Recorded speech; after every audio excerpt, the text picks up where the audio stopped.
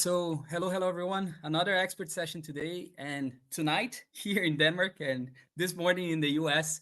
We're joined by someone who isn't just observing the creator economy, he's shaping it. So, Justin leads creator partnerships at Twitch, a company that pioneered live streaming long before it became a buzzword. With over 31 million daily active users and a community first model, Twitch has become a launchpad for creators to build, monetize, and scale.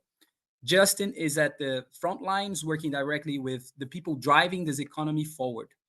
Creators who are not just entertainers, but entrepreneurs, builders, brand operators.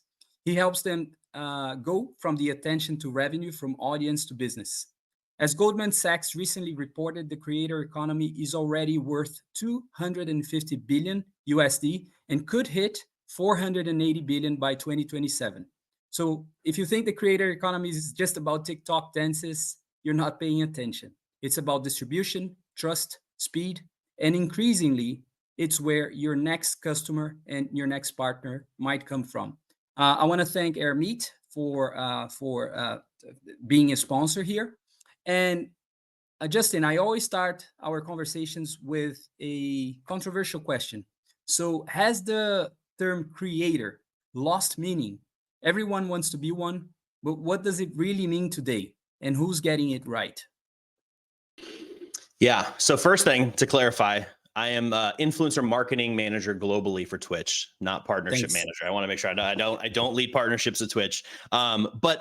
So interestingly enough, I think there's kind of a misunderstanding of the term creator and influencer.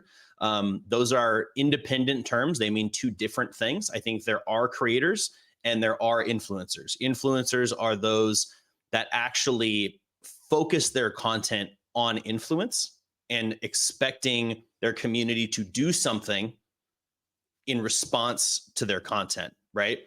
Content creators, I think, are more along the lines of I am creating content and I want you to come along with me in whatever it is that I'm doing. You will find content creators who create content for years that don't ask their communities to do anything, right? They're not asking you to go purchase this thing. They're not asking you to go click a link in their description. They are just creating content that is for educational purposes, for fun, just, to find community. Influencers are very specifically trying to influence, trying to grow, trying to become an entrepreneur, business, get people to buy a product, for example. So I think defining it and understanding the definitions is a clear delineation between the two, for sure. What was the second part of the question? The second part of the question is if the word creator lost meaning. I mean, because everybody talks about the creator economy today. So you define what being a creator and what influence means, but has it lost its meaning? Um, no, I think there's a lot of confusion in the air about who is what and what is who, right? And what you should expect from different people who categorize themselves in a specific way, right? So no, I don't think it's creative. I mean, all influencers are technically creators, right, to a certain degree, but not all creators are influencers, right? So I think there has to be an understanding of the term, but no, I don't think it's taken. I don't think I don't see myself primarily as an influencer. I create a lot of content. I have 3 YouTube channels. I have a video production company, right? So like we create a lot of content. Do I put myself in the category of an influencer?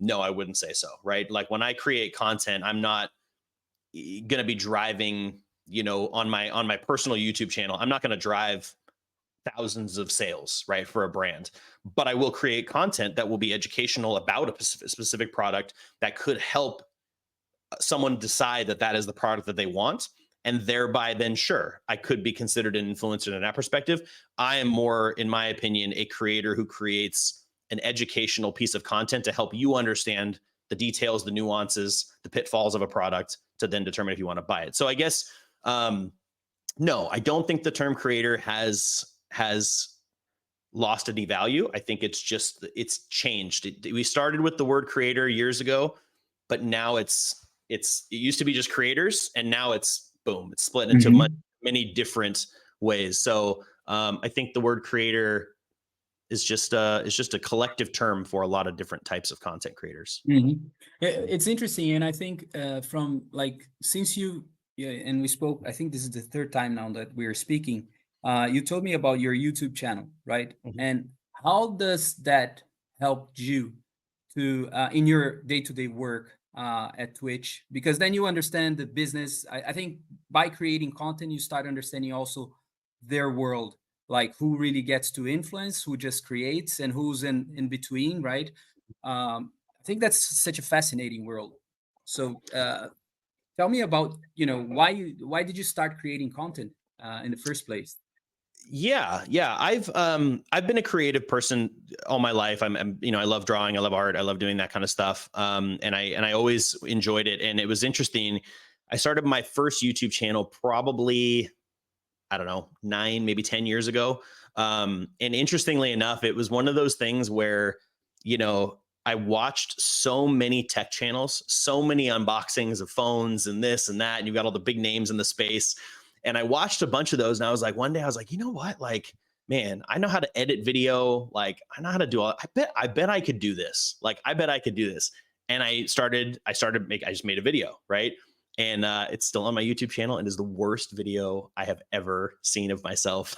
To this day, it's like humble beginnings, but I started doing it, and I'm good at connecting with people. And what I found out really quickly, and I think I'm probably a fairly unique case in the space, I was able to work with brands with a very, very small channel and actually have them send me product, right? Like almost from day one, I was able to talk to a brand, reach out, and have them send it to me. And so what that does for me, and I've come up through that. That's how I kind of started this entire journey of what I'm, of my own company and where I'm at. And then obviously I work at Twitch. And what helps me with my Twitch creators and the creators that I work with and the campaigns that I do and all that is that I understand the creator business, the influencer business from the other side of the table as well, right?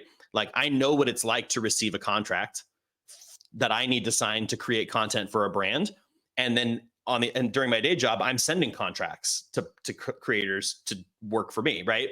So I understand the transaction, I think, holistically from both sides of the table. I think so often in the creator space, in the influencer space, the people that are dishing out the money or the deals or reaching out to company, to creators and things like that, they don't have any experience of being a creator themselves. And so they have a very focused, all their goals are 100% focused on ROI, right? How do I get what I need from you with a lot less interest in what you're getting out of me, right? I'm always they're working really, really hard to get the biggest bang for their buck.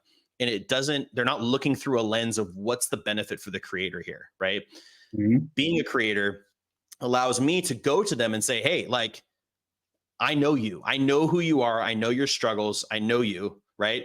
Here's what I'm coming to the table with. So when I offer something from Twitch, for example, it should feel like we're going into this together as Mhm. opposed to me trying to get you to do stuff for me only. Because like, so I think that's where, and I know for sure, because I've gotten a lot of feedback with the creators that I've worked with for the years, that that they feel like we are a team in this campaign as opposed to a one-sided transaction. And that, I think, is what it's kind of allowed me to do. Yeah. Very interesting. And what do you think are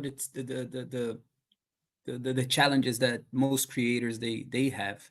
Rodrigo, you wanted to ask something. Sorry, because you unmuted No, your go mic. ahead, and I go next Yeah. if you want. Thanks. So, what are the challenges? I mean, and I shared this with you just before our call. In the networking space, um, I think.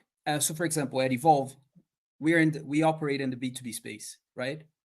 But every single person that I have here, like yourself, like Rodrigo, like Dalia, like Kamal, who's just joined from the UK, these are all experts, and everybody here has an expertise, and they're really really good at what they do. So some of them, Dalia, for example, she's been a consultant for a long time, so she's very secure about how to secure clients and so on. But for example, when I was talking to one of our members, uh, the possibilities ahead of her to become like a B2B sort of creator, to leverage her I don't like the term personal brand, but it is what we understand, to leverage her reputation, to leverage her network, and really to monetize that, and Evolve could be that partner.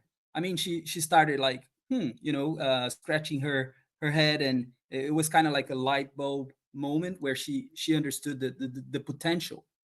But it is a partnership. It has to be a partnership. And so what we offer to all of these experts is a network where they're going to be housed. They're going to have access to brilliant people and so on. But what are the typical challenges that you see for the creators?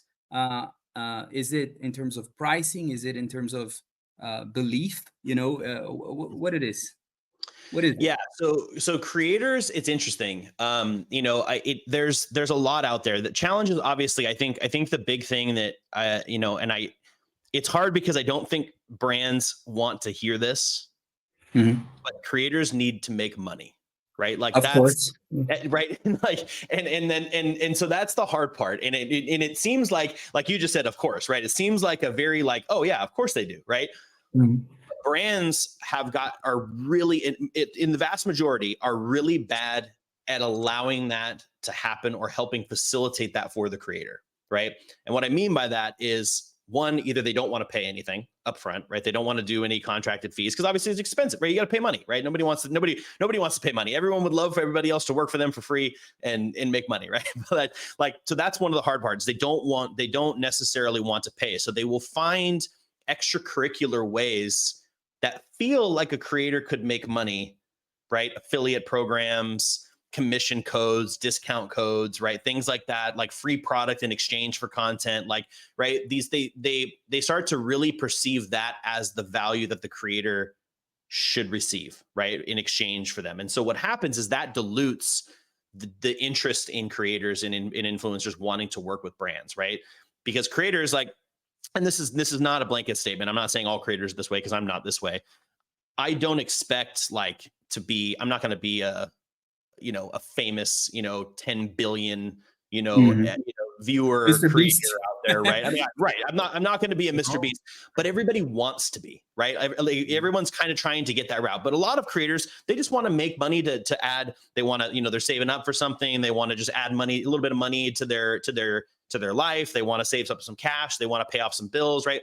They do want to make some money, and there has to be an exchange. And so that's one of, I think, the biggest ones there is trying to get that out of a brand, trying to find brands that are willing to help you help them, right? Is a big struggle. I think the next one is obviously trying to find brands and trying to find these deals, right? We live in a space now where there are so many affiliate platforms, influencer platforms out there. I mean, I get probably 3 to 5 invites a week to an affiliate program or to some kind of like influencer platform, where they're like, oh, we work with all the biggest, I hundreds of them. There's thousands of platforms out there. And what I found is that when you join them, once you join them, you become a number. So now they can turn around and say, hey, businesses, we have 1,000 creators on our network now, as opposed to 999, right? Like they can use that as a marketing selling point, but that doesn't do anything for you as a creator, right? Like it makes it, because then you start going, well, I'm in this platform and I can apply to all these look at all these things that I could do. And then you apply to them all and they all deny you. And you're like, oh, well, shoot, now I can't, I didn't do anything for me. Now I'm part of this network and I'm going to get a bunch of emails every week about new campaigns that no one's going to select me for, right? So trying to find work is actually harder than it seems, unless you're willing to do work for free, right? And that's a big challenge for creators. And then the actual sticking with it is the biggest challenge, I think, right? Is actually starting to create content and then finding the value either in yourself or monetarily to indicate that you should continue to make content, right? That's when, and that typically ends up with what we call burnout, right? Like burnout is I'm pumping, I'm making videos, and I'm not getting any views, I'm not getting any of this, I'm not getting any of that. Or now I finally got a little channel going, but I'm not making any money. I'm not making any ad revenue. Brands aren't reaching out to me. And it's like, what am I doing this for? And so Mhm. I'd say those are probably some of the biggest things that creators run into. Perfect. Justin, as you mentioned, there are many platforms, no, for influencers. But when we think of influencers or creators, we automatically think of YouTube. No, this is Mhm. like very very common. But also there are interesting cases, specifically on Twitch, no, as you know. Yep. But we honestly, I think it is positioned on the gaming industry. But I've seen recently that the scope has been widening a little bit. Is it the blue ocean right now there to start doing things on Twitch, or what is your vision on that? Yeah, you know what? Honestly, you're right. I mean, this the platform historically has been is has been very gaming heavy, very gaming related, very gaming focused, right? You obviously have it's the place to live stream video games online. That's this Twitch is the place for that. However, there is a lot more content coming out. We've seen a huge resurgence in DJs now, so we have a lot of music content taking place. You know, a lot of people don't realize that there's so much art being done on live stream on the platform. You know, you're starting to see a lot of new brands and a lot of new creators coming online that are doing all sorts of stuff. You're seeing fitness streams, guys just lifting weights, right? You've got a lot of, so there is a lot more out there. You have to just dig below the surface. If you show up on Twitch, first thing you're going to get hit with is what the most popular categories are. And it's just, you're going to be like, wow, gaming, gaming, gaming. But like run a search, you know, weightlifting, search, you know, like just search a topic that aligns with your business and watch what you find. You'll be surprised what's out there and what people are talking about. The other thing that I think a lot of brands don't understand about creators on Twitch specifically is that it's not so much, it's about community on Twitch, right? And what you end up finding is that, yeah, okay, here's a creator who plays one game. They play Escape from Tarkov, right? Like that's a game. I don't know if you guys know what that game is, but anyway, they play Escape from No. Tarkov, right? And it's a super, super popular game. Like they've got a diehard community. You know, they got 400 people watching every time they go live, right? They got a thing going on. Well, what you don't know, unless you've been part of that community or spent any time on that, you look behind the guy on the stream and you see that he's got a neon of just a slice of pizza on the wall, right? You're like, I don't know what that's about. Come to find out that his entire community is obsessed with talking about pizza, right? You watch the chat and they've got pizza emotes and they're talking about this, they're talking about that. He has a link in his description where people like his community can buy and send him pizza live, right? Like now, wait a second, he's a gamer, but like, should he be working with like DiGiorno or Papa John's? Like, you know what I mean? Like, there's a marketing opportunity here because he's not a one-sided content creator. He's a multifaceted creator person, human, right? And his community reflects that. So you might find a guy who plays Call of Duty all day, right? But then you look at him and you notice that he's always wearing like a gym shirt and he's got these massive arms. Well, come to find out the guy works out on stream 3 times a week, right? He's a fitness influencer. Nobody, you know what I mean? Like you don't know that. And so there's so much more to Twitch than just what you're hit with immediately, right? There's a lot more depth. Their communities are very engaged with the creators. And so to answer your question, is it the blue ocean of opportunity? I think there's, if you are a smart, savvy, willing to experiment brand or business, yes, absolutely. Okay, and the audience is Gen Z, or it's more wide or getting wider every day? It is very widely spread. Gen Z is definitely present. We are, I think there's a lot of things that we're hoping to do in the next couple years that are going to bring a lot more Gen Zers to the platform. But it is a huge spread, right? You've got people that are on there that are of a wide swath of age groups because there is like so much content and different styles of content. These people find their way into these little niches. But no, I would say definitely very millennial heavy right now. Gen Z is definitely present. And I think, you know, as the content kind of evolves and there's things that we're doing that are, I think, going to change things and start to add more infusion of younger age groups and stuff like that. But no, there's a lot of, I would say, millennials. So specifically from that perspective for D2C brands, right? you've got people with buying power that are watching this content, right? So there are people that are spending money, and I think there's an opportunity to tap into those too, especially in the Latin American market. There's a lot of content going on there. I mean, you guys have was it Crown Kings Cup? Is it Kings Cup? Yes, the Yeah, Kings League. Kings League. That's what it That's was. huge So over here. We have eBay on our Ibai, Janos, platform, right? huge And reference. it's enormous, right? Like, so when you watch that kind of stuff, that right there should be a slight indicator. Well, wait a second, something more is happening here, right? There's some steam building behind the scenes, and there's a lot of opportunity out there for sure. But again, you have to be smart as a business person. You have to be creative, and you have to be willing to go into it and be like, what do we do here? You know, give it to the creator and say, how do we work with you? What do we do? Like, come up with some ideas, because these people are all creators. They're all creative minded as well. They can help you with the marketing idea as well. So anyway, yeah.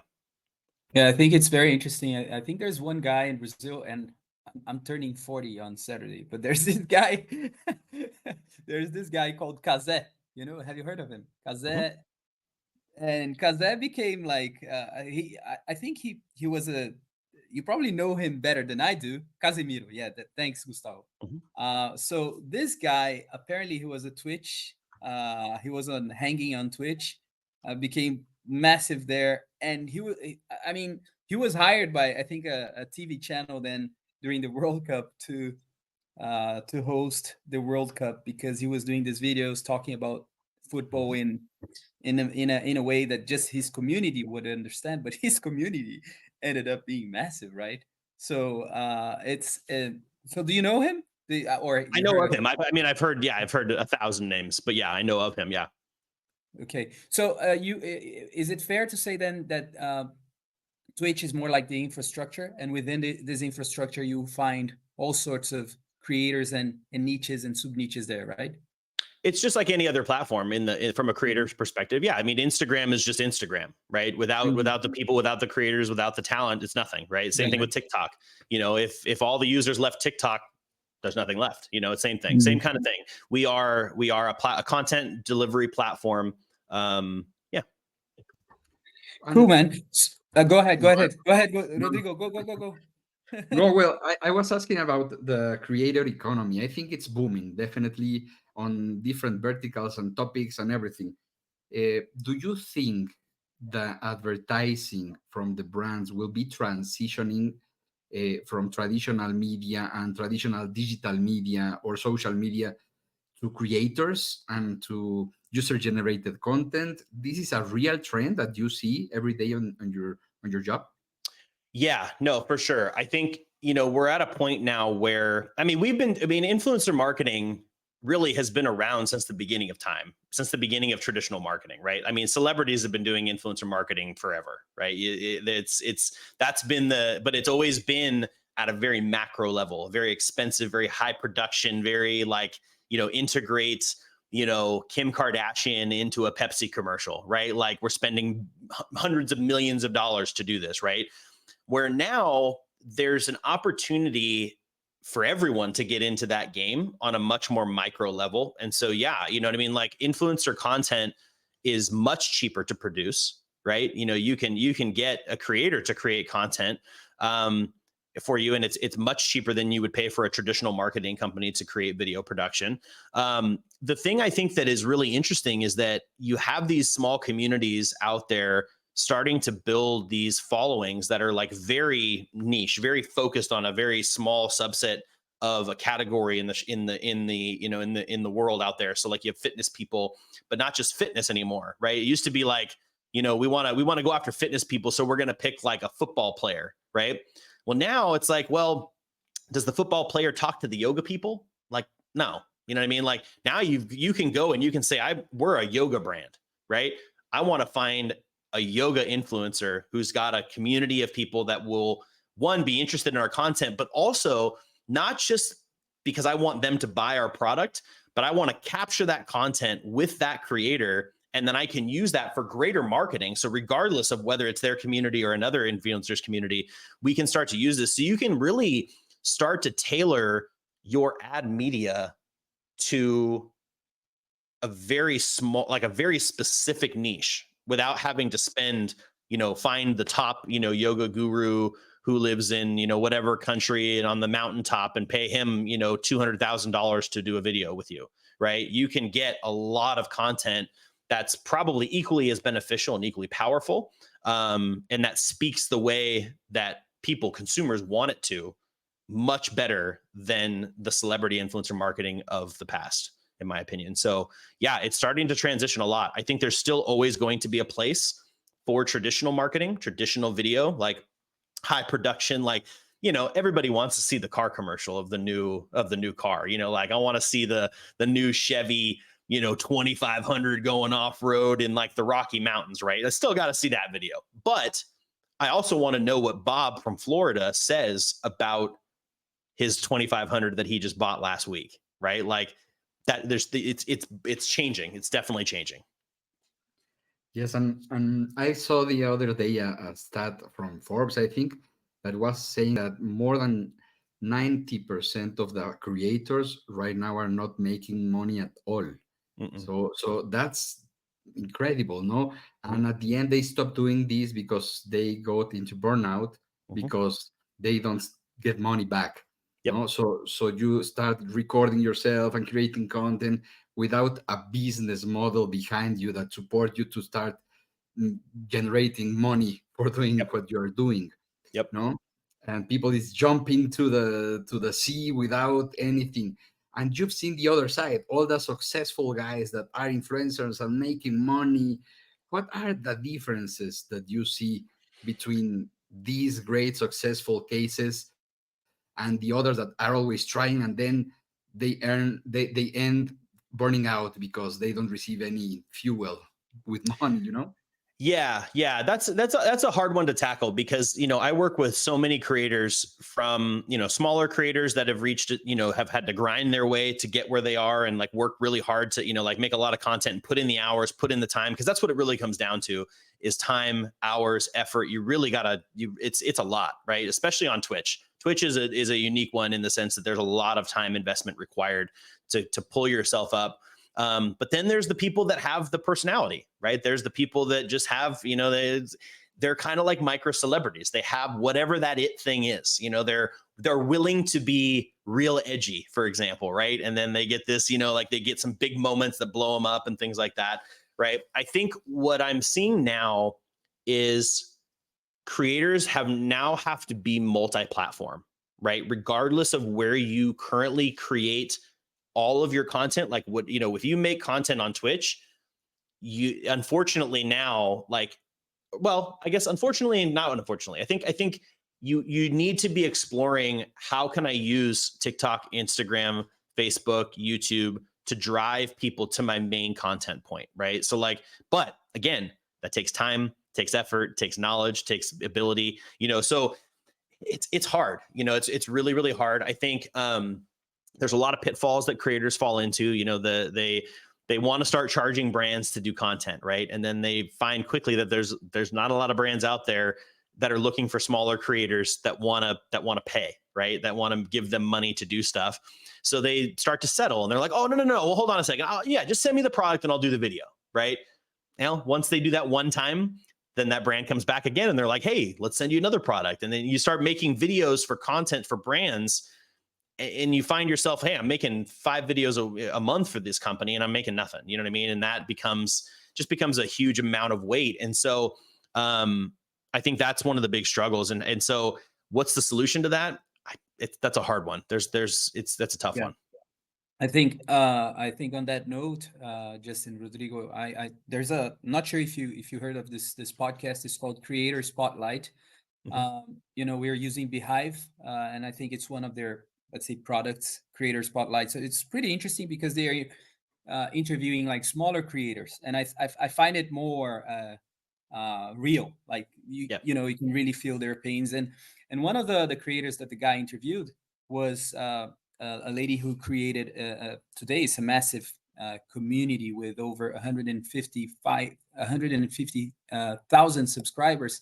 And she said that in the beginning, it's in the B2B space, but I think it's similar in some ways.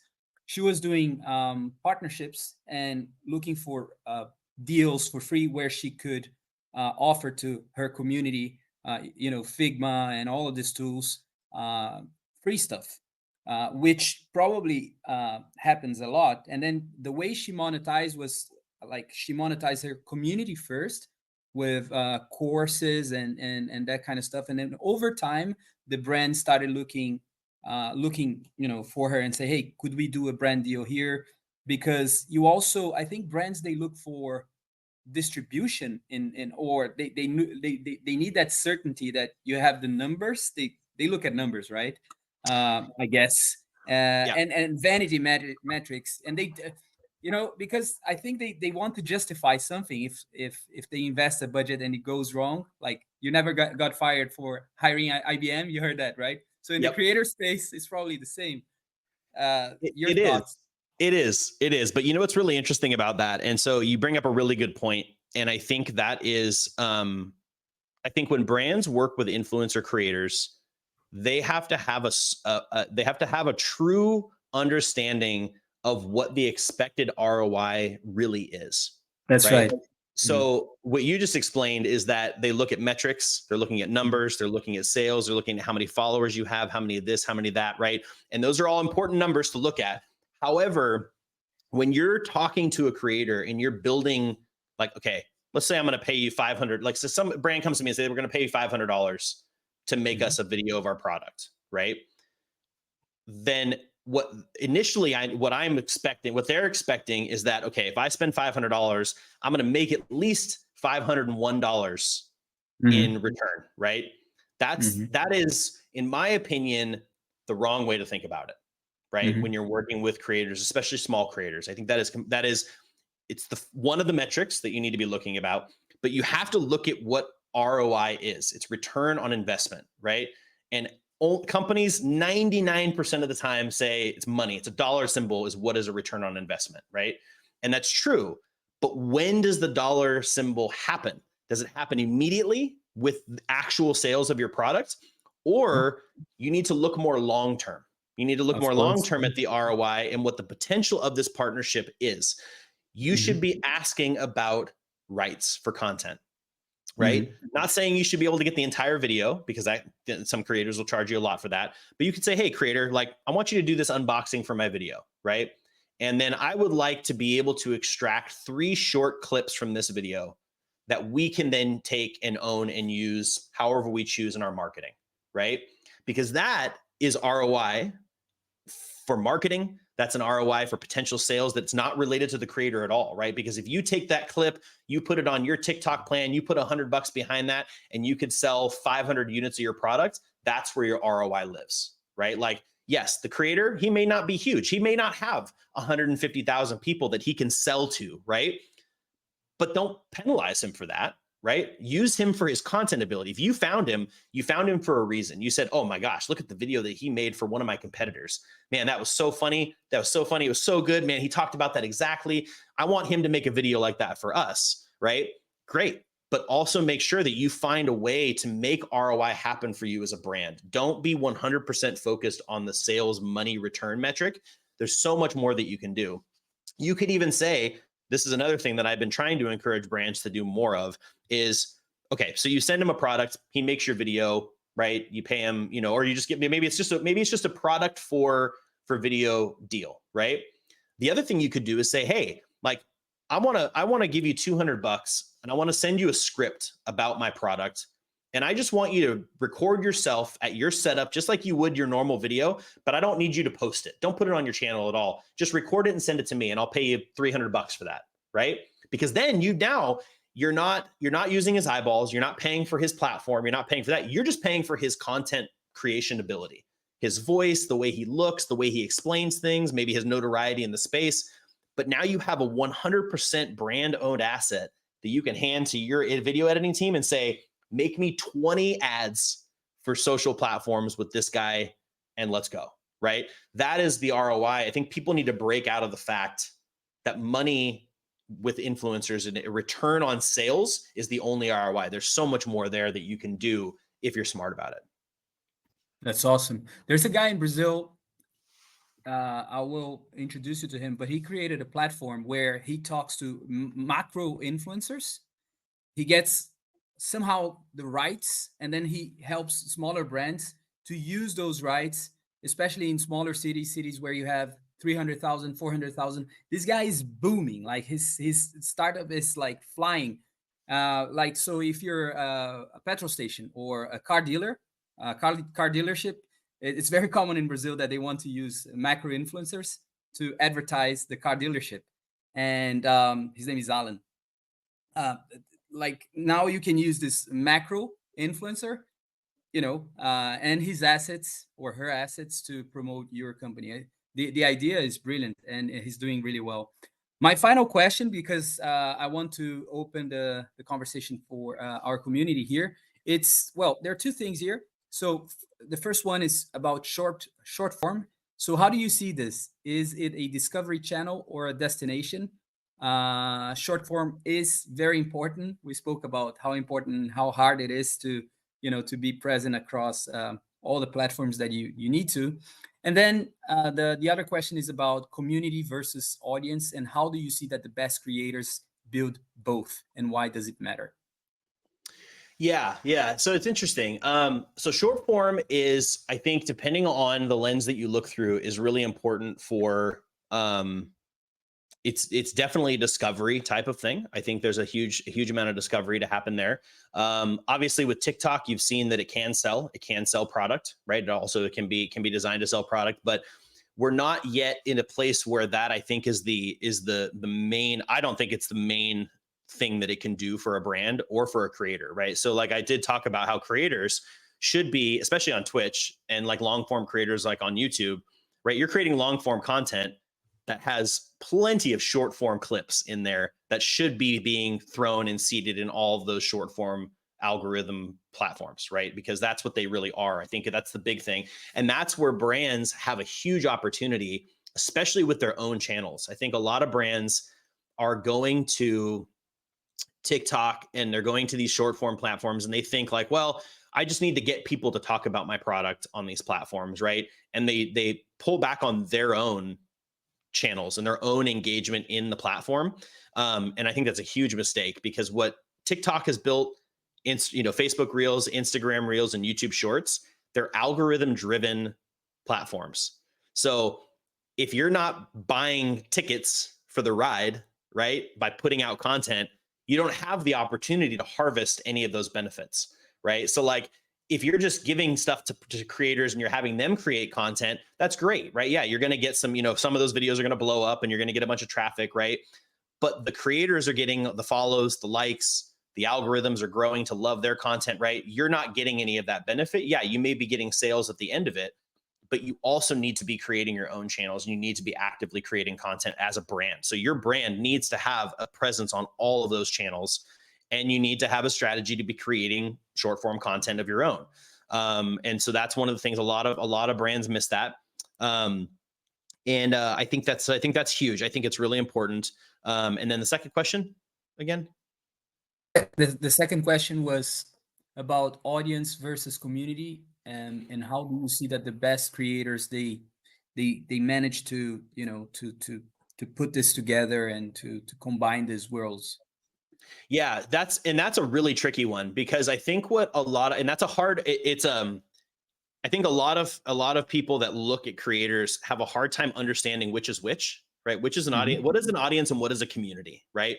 I live on Twitch. I mean, I work at Twitch, right? So the creators that I see every day are on Twitch. They all have communities, which are an audience, but it's more, right? What you'll find is like TikTok, for example, is very hard to build a community on TikTok, right? TikTok is not a platform that is built to foster a community. Like YouTube can, it's kind of in the middle. Twitch is the place where communities live for sure, right? Because what a community is on Twitch, creator goes live, for sure, the 200 people that are there every day, they're going to be there, right? They are part of that community, man. Like when they go live, they're there. They know each other in chat. You see them talking to each other. They're referencing each other. They have shared jokes. They have these they have the emote culture, like, right? It become you, when you join a community on Twitch, you start to like, you're in there, right? And you feel like you're part of something. You like the creator, you like their content, you like what they're doing. Like that's a different thing. TikTok, it's scroll, right? If you watch one video from a creator that you follow, if you if you swipe the screen, 100%, the next video is not from them, right? Because it's the algorithm, right? It's not keeping you here. It's, yeah, you can follow them, sure. But like, and you can comment on their platform, but how many times have you had a conversation like back and forth in a TikTok comment section on a video? Never. I would be willing to bet probably 0 times, right? Mm-hmm. Because it's not a community. I don't know any of these people. I have no reason to know any of these people, right? They've all got their own algorithm. They're doing their own thing. I'm doing my own thing. We just happen to cross paths on one video here and there, but we're not a community, right? It takes more to build a community. What they're getting is they have viewers. They have a viewership. They have an algorithm that helps them find more viewership. And that's really, so TikTok, in my opinion, is not great for communities. If creators want to create communities, they need to find another way to do that. Drive people to a Facebook group, drive people to some kind of, newsletter or some kind of, there has to be a gathering place. TikTok is not a gathering place in its current state, in my opinion. Instagram, kind of, right? Like there is, because there's 2 mechanics. There's a feed and then there's stories and then there's reels, right? So like, sure, you can follow a creator and you guys can all chat about their pictures and videos and stuff. Kind of. YouTube, there's a YouTube channel. The comments can get back and forth. A lot of conversations can happen there. More community driven. Twitch is 100% community. It is not made for hit and run content consumption right now. It's very much, you got to engage. Brilliant. Yeah, and it's hard work. I can tell you, like we do this every day and we have to be present. We have WhatsApp and we also are present on Mighty Networks, which is the private community, but it never stops. Like, Yep. and there's a lot of work and people don't understand, like you have to feed your community, you have to activate your community, you have to create stuff and stay relevant, right? So it's and you have to create opportunities to engage, right? exactly TikTok is like, here's my content, watch it, and then we'll see you later. You know what I mean? Like, it's not like there's no feedback loop, right? Because that's what builds community. It's a conversation. And that's what Twitch is. I mean, and I'm not speaking from Twitch as like, Twitch is the greatest thing. It's just, it is chat, man. You go to a Twitch channel that's humming right now and watch chat. They're talking to each other. They're not even talking to the streamer. You know what I mean? They're firing back and talking smack to each other and laughing about something that they're doing. And it's just, it's a fire. It's a campfire. You know what I mean? There's there's one guy who's up there on screen, facilitating it. And he's engaging with it. Somebody's asking him a question and he's like, oh yeah, man, I watched that fight last night. It was great. Blah, blah, blah, blah. That's what it's about. You don't get that almost anywhere else. Yeah. Yeah. Super. Rodrigo, come on, man. Fire your questions from Mexico. Well, I don't have a research or something specifically, but I have the perception. It's only that, the perception. Yeah. Given the conversation that I've had with some brands and with some retailers, that the influencer marketing right now, it's under evaluation. Like it has been booming. And now we are reaching a point where it is like the peak of this or an inflection point. No, I still don't know where it's going to drive. And it's because of the attribution or the results that the brands are seeing on the influencer marketing. What are your thoughts on this? Is this an inflection point? Is this the peak? Or this is only in my imagination based on the last conversation that I've had? Is it, that's a hard one. I don't think from a peak, I would be, the only question I would have is a peak in what, right? Is it a peak in the amount of money that's spent on influencer marketing? Is it a peak in the number of influencers that are being utilized, right? Like, is it a peak in the number of influencers coming into the space, right? Like, I think there's a few different ways to look at that. The way that I see it is what's starting to happen now is influencer marketing, like you said, has been booming like crazy, right? There's been a huge amount of people throwing money into it, trying things out, trying to do all this stuff, micro influencers, macro influencers, what works, what doesn't work, which platforms work, which platforms don't. What we're starting to see now is influencer marketing teams or companies that are involved in influencer marketing, whether they have their own team or they're contracting a team, they're starting to get pickier on who they engage with, how they engage with it, how much money they put into it, right? Like we're starting to see a pullback on like, we're just going to get involved with influencers and anybody that wants to join will do it, right? Now it's kind of like, well, okay, we've got some ideas, we're learning some stuff. This doesn't work very well. We're going this way. So like, I don't know if we're at any type of peak. I feel like we're coming out of a learning period and we're starting to get more solidified in what we do as influencer marketers, right? Like real small influencers, we thought there was a lot of opportunity there and there kind of is sometimes, but not always. And it's kind of rolling the dice. Maybe we're not going to do as much of that, but we do have these creators we've worked with, we've vetted them, they've done campaigns with us, and now we like them a lot and they work really well. Now we're probably going to double down with a smaller group, right? So I think brands and agencies have started to build out a list of like, here's the people that like we can sell, right? And then everybody else is just kind of there. And we'll pull some people up every once in a while. But does that make sense? I feel like we filtered through a lot of junk. That's a harsh word. We filtered through a lot of things that didn't work or didn't work well. And I think brands are starting to now get a little bit more cautious when it comes to influencer marketing, but I don't think we're at the end of it. I don't think we're at the peak. I think what we're getting to is that influencers are going to have to change up their ability and their game to stay relevant. And I think the money will still be there and the peak is still off in the distance, but I think it's going to take creators to kind of stepping up their game a little bit. Awesome. Makes sense. Completely. Yeah. Thanks. Yeah. So, hey, Jason. So, yeah, great conversation by now. And well, my question would be, I think, looking a bit for the other side. So, we've been talking a lot about how companies can evolve in their conversations with the influencers and the creators and all of that. But I'd like to ask you that are on a daily basis dealing with the creators. So what do you feel like the creators and influencers, where's the gap that they still have in terms of development? So what do you see that they have developed by now with of course this is a new profession that at least was right. So right now it's not that new.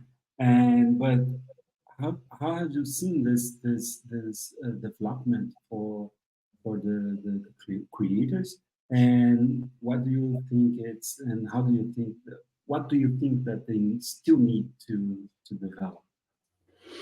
Yeah, structure. I think structure is a big one. Oh, my computer changed cameras. Now I'm over here. I think structure is the thing that most creators need to focus on now. I think if it depends on where they want to go, right? I think it depends on where they're really trying to go with their creator career. You know, like if they're really trying to do something full time, they really want to become like a full-time creator and have a cash flow, kind of do that kind of thing. I think they have to build structure. I think there needs to be an understanding of the platforms that they're on, why they're on them, why they're not on certain ones, how they get on more of them more consistently, right? I think they have to diversify their platforms quite a bit. Because what's coming down now is, when I have brands reach out to me to do content on my YouTube channels and things like that, they, giving them just my YouTube channel isn't enough anymore, right? They're like, oh, you just, do you just do YouTube? That's like, yeah, I just do YouTube. Oh, do you do YouTube shorts and long form? Oh, no, I just make my review videos. That's all, and it's like, man, it's not a good story to tell, right? Like you want to, even if your channels on other platforms are small, right? Like you don't want to discount the fact that like, you have to have something to provide, right? Because the brands are looking for the creators out there, because the creators out there that have a YouTube channel, a humming Instagram, content on Facebook, content on TikTok, that's what they want. They could, because that speaks to that ROI, right? Okay, if I'm going to work with you, am I just going to get one review on one YouTube channel if I send you this product? Or am I going to get a YouTube review, 3 YouTube shorts, 3 TikToks, 3 Instagram reels, and 3 Facebook reels? If I'm going to get that, that's much more interesting, right? Like so I think creators have to structure and figure out how they build that and how they are, build in that capability. The beauty of where we are now is, and I'm not going to try and turn this into an AI talk, because there's a lot of topics to talk about when it comes to AI, but we live in a world now where being able to take long form content and split it into short form content is so easy and so cheap, right? Like like if you have a 20-minute YouTube review, man, you can go over to like 5 or 6 different platforms. You give them that video, and 20 minutes later, you've got 15 short TikToks with subtitles, emojis, cuts, edits, intros, outros, the whole thing. And then you just need to upload that content to all the other platforms, right? If you're not doing that as a creator, I would seriously consider doing that as a creator, right? Like it's huge. It just, it helps you in so many other ways. So I think, but that's what it is. I think structure, I think, you've got to have a business put in place. I think you need to create a business name, get yourself your own LLC going. Like you need to get really structured with this. You have to get really good with your email communications with brands. Even if you're not interested, please reply to the emails. Like, you know what I mean? Like there has to be structure. If you're that busy, get a VA, go and have them help you manage your emails and your stuff like that. Like you have to take it seriously enough to take it seriously, right? Like, and if you really want to get where you want to go, and then get aggressive, reach out to brands that you're interested in talking with, and not just reach out to them and be like, hey, I'd love to work with you guys. Hey, I'd love to work with you. My community is obsessed with pizza. You're a pizza brand. Here. What if you gave me like 50 coupons that I could give out to my community, to go buy the DiGiorno pizza at Safeway for $4 off, right? And I'll give you all the data. I'll give you all the numbers of clicks. We'll have them sign their emails in, and I'll give you all their email addresses, right? Like they have to get serious about this stuff, I think, really for the long term, because going back to what Rodrigo was saying is we're not on a peak. I don't think we're on a peak yet, but we're done. We're starting to see the end of the filtering process. And if you're not serious and you don't have your act together, you're probably going to run into that burnout scenario, and you're going to get left behind. Great. Thank you. Yeah, no, I think we'll have to wrap up, but I mean, I think there's so much opportunity in terms of education there, Justin. Real mentoring and education in the process, because from like the brand want to, I won't say exploit, because it's not the best word, but they don't know that they are looking at the dollars short term. The creators sometimes they've developed like you're very fortunate, I guess, that you work at Twitch, but you were very curious as well to understand that world, started your channel, and so you have the perspective on the creator side, what they have to do, and so how they secure. I think contracts is a big topic. Sales, how do you become more confident to talk to your customers, and how do you actually tell them, hey, manage expectations, because maybe you're not going to have sales short term, but if we stick together and do the things that you were saying before, like you can have some assets, and maybe they have to educate their customers as well, or their prospects, right? They and I think in that sense, maybe there's an opportunity there for you to educate creators and brands alike. I think it's huge. Yeah, well, you said a key word too. You said exploit, right? And I think that there's a it's hard to not feel like you've been exploited as a creator, or you're exploiting creators as a brand. But unfortunately, the way that the creator economy works is that, like, when you're talking about smaller creators, there's a natural gravitation towards, and not to use the word exploitation, but like, you don't have a big enough channel that I want to pay for, right?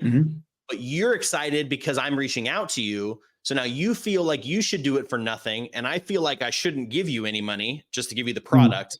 And now we both are trying to like exploit each other, but like, you know what I mean? Like, and that's where I think a creator needs to be able to drive that conversation and go, hey, no, I understand the whole, I understand the free product for video content thing, but what if you paid me X amount and I did all of this and gave you all of this, right? Like, that's the conversation. They need to help drive that conversation so that a brand then doesn't feel like I'm exploiting them. And then they don't feel like I'm being exploited, but I'm actually giving the value that a brand sees as value, right? You have to sell yourself properly, right? And I think that's really hard to do. A lot of creators, especially small ones, don't see any value in themselves yet, right? They think, oh man, I only have 300 followers on YouTube or subscribers on my YouTube channel. Like, I don't have any value. Okay, incorrect. I had 15 subscribers on my YouTube channel and I had 5 brands send me free product because I reached out to them and told them about what I was going to do and how I was going to do it. Right. So you have value. You just have to know how to leverage it properly. You know, like as you were speaking, I was thinking about, something came in my mind, like crossed my mind. So you have the Uber economy. Now they have the creator economy, Uber, like a Uber driver, and it's kind of similar in a way because there are no rights here, right? But then and no labor rights, and that's fine, and that's why I think it's you as a creator, it's your duty to understand what you're selling so you don't feel exploited, right? And that's where I think the opportunity is in terms of mentoring and so on. But I think I lost my thought. Jesus, I hate when that happens. I'm tired also. Yeah. I'll send that in private. Anyways, Rodrigo, save me, and I'll have to wrap up.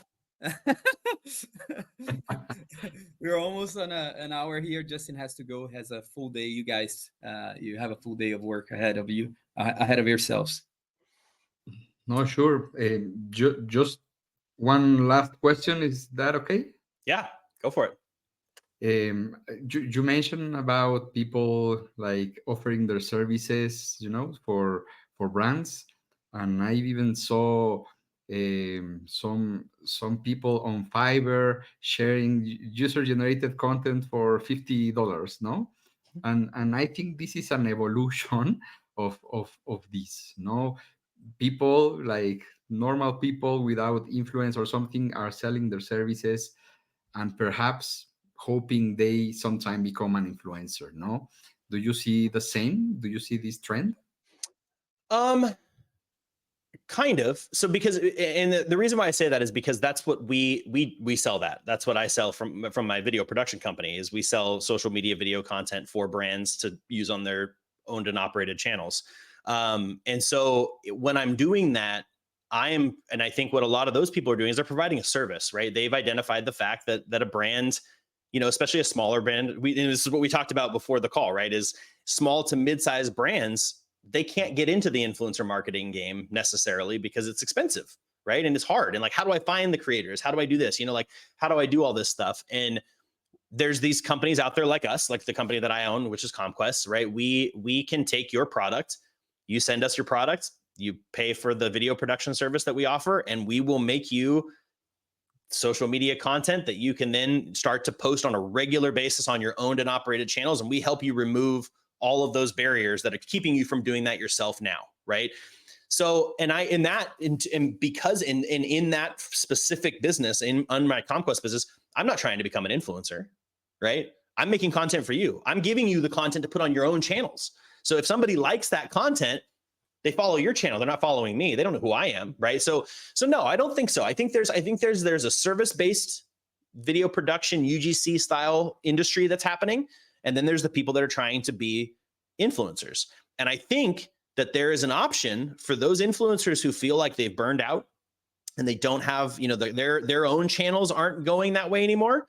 If you've got the skills to create that content, you should be maybe transitioning into a solution seller as opposed to your own platform, right? Like if you can edit, if you can make short form content that's funny, dude, you could sell that to brands like crazy, right? Now you need structure. That's what I mean. You got to have the structure that will help you facilitate that. So I think there's two things. I think what you're seeing right there is two different areas of business. Yeah. I promise it's the last one, Okay. and then you're off the hook. I promise. All So, right. and I remembered. So I was connecting Uber creators, and then Rodrigo mentioned something about the budgets, the media budget. What I wanted to say was like, okay, if creators are educated, right, then they can negotiate better deals, and they can at least impose what they want and say, hey, that's how the music plays here, and then they have an option. So what I wanted to say was more like, do you see, because you have the big, very few creators making a lot of money today. So they probably have an agency. They understand how to negotiate the deals. They definitely do. But do you see that is there more an opportunity to democratize media budgets in the future if creators also understand how to sell their services? If you understand where if that makes sense. Yeah. No, I think there's a way for the industry to start building a baseline, right? Like a cost point but I think it's going to have to come to creators commoditizing the assets, the product that they deliver, right? I don't think creators in mass look at themselves as a product that they can sell. Right. And that I think is part of the problem, right? Like if every creator, let's just hypothetically, let's say every creator out there right now was like, hey, you know what? If a brand comes to me and wants to do a deal, here's what I sell. Here's what I'll give you. You send me your product and $200 and I'll make a video. I'll post on TikTok, Instagram, YouTube Shorts. I'll do all this. Here's my package that I get for, what I feel like is a fair price for my time and my effort and what I'm going to end up giving back to you. Right. If every creator had that just in their pocket and there was like a general so if a brand didn't have to go to you and be like, hey, like, we'd love to work with you because we saw this video, like, how do we work with you? Right. If there was just kind of like a general understanding of like, oh, here's the things that from a brand perspective, I should do. So if we send you this and we pay you X amount, are you going to post on multiple platforms or just one? Right. Like the problem is that every creator is doing something different, like pretty significantly different for the most part. When you get up to the top level creators, the people that are really doing, right? I bet if you looked at their offering of services, it's probably pretty similar across the board, right? Like, you know what I mean? Like they're all going to post on TikTok, Instagram, YouTube, Facebook, right? Like they're going to do all that. They're going to do 3 posts on their channel. They're going to leave them up on their channel for X amount of time. They're going to pin one to the top of their profile for a week. Like you're going to see a very templatized, like, here's what I do.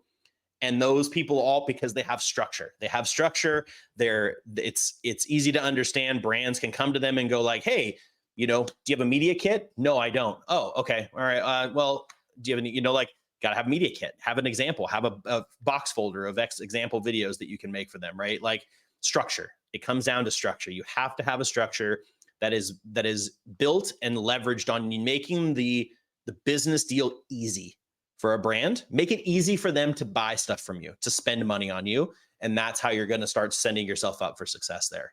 Yeah. Hey man, yeah, this session was amazing. What I think you should do, if I can give you any suggestions here, is to start educating creators, because then I think you're gonna land the deals with the clients that we were talking about, because you're really good.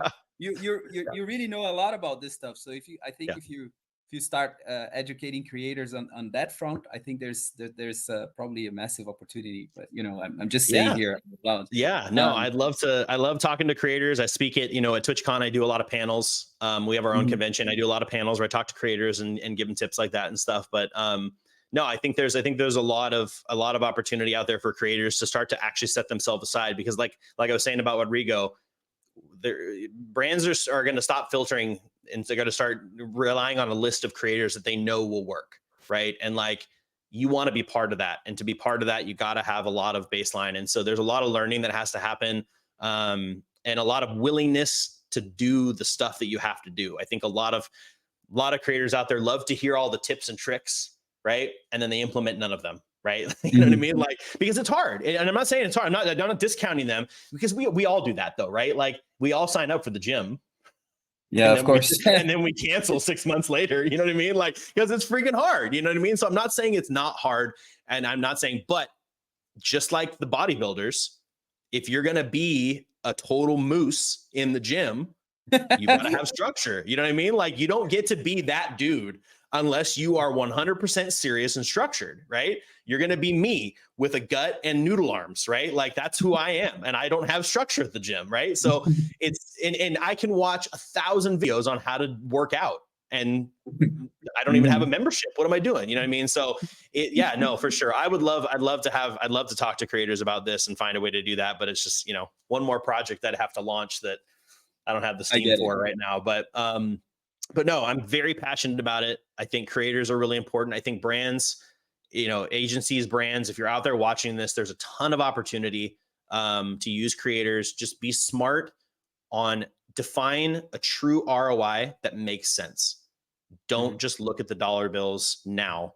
Make a plan for how you're going to use creators and go that route. I think you're going to end up being a lot happier with your influencer marketing experiences. I think you're going to find a lot more value out of them, and you're not going to be as disappointed as you typically would be, because the conversion rates on influencer marketing sales are historically really bad. So don't let that be the driver. You're going to get less than 3% with most creators, guaranteed. You're probably not going to make any money, so find other ways to make it valuable. Anyway, Justin, brother, thank you so much. If people want to find you, what's the best way? Yeah, you can find me on LinkedIn. You can search just Justin Willhite on LinkedIn. You can find me. I'm on every platform. I'm on TikTok. I'm on YouTube, youtube.com/JDub, JDUBB. I'm all over the place. So, reach out, email me, DM me. I'm happy to jump on calls with you and help you even with your strategy. If you're thinking about jumping in with influencers, I'll give you some time and show you how to do it and give you some tips and maybe some ideas on how we could spin it. And, I have some really cool tools to discover creators on Twitch as well, that we didn't get into, that I could definitely share. If you're trying to find creators and how to do that, there's some open websites that you can go to kind of find people. So yeah, I'm here to help, here to be a resource. And then if you need social media video for your brands that you represent or own, hit me up. That's what we do. Awesome, man. Truly appreciate it. Thanks very much. You and Rodrigo, we have to connect afterwards. Yeah, we got to talk about Mexico. Yeah, I'm coming down. I got to come down there. You got to get me down there. Let's get down there and start talking to some brands. Awesome. Nice. Yes, looking forward to it. Thanks, Awesome. guys. This was Thank you so much. Thank you. Bye. This is good.